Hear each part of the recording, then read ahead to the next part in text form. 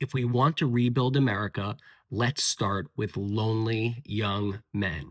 There is a crisis unfolding in America, and right now it's not showing up in our GDP figures, but it soon will. And it is the crisis of social isolation among young people, especially among young men. You can feel it in the rising rates of anxiety and depression and despair. You hear it among the voices of young men who have checked out of college or work or relationships. You see it in angry corners of the internet where young people go for connection, but instead they find rage.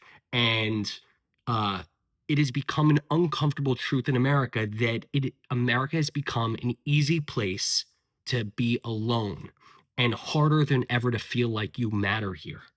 This is not just a cultural problem. This is an economic problem. This is a public health problem. And if Democrats are serious about rebuilding the social fabric of America, about strengthening our democracy, we need to start thinking seriously about the issue of loneliness. Two big ideas, one old, one new. Here's the old idea: national service. I don't necessarily mean a draft. And I don't mean a feel good slogan that we hear every few years among candidates. I mean a serious, scaled up version of universal public service among all 18-year-olds. I did my version of this through Teach for America. And honestly, it was the best thing I've done in my 20s. And there was nothing more that could have given me a sense of purpose, community, uh, uh, service to country. You want to fight polarization and strengthen our democracy, give people a common mission. If you want to fight alienation, put them shoulder to shoulder with someone who grew up in a different zip code, who looks different from them, who has different political beliefs than them, someone who's a different race or from a completely different part of America. If you're from an urban part, being paired with someone from a rural part of America, that will connect people across all different kinds of races and classes and ideology. That will strengthen democracy. Second, this is the newer idea.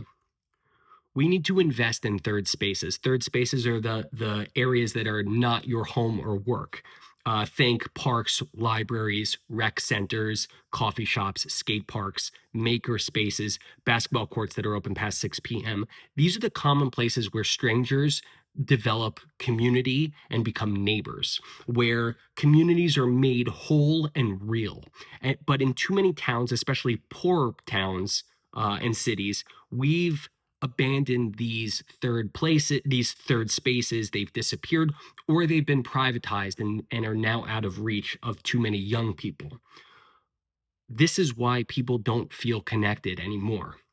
And it's not just soft stuff. This is the hard work of building a strong economy, building social cohesion and a democracy that works. If you want a country where people believe in institutions, where they trust each other, where they can disagree without dehumanizing the other, this is what is needed. We need to give people a reason to belong. Too many young people are falling through the cracks, especially young men. And if we keep ignoring that, they're just going to continue to disengage.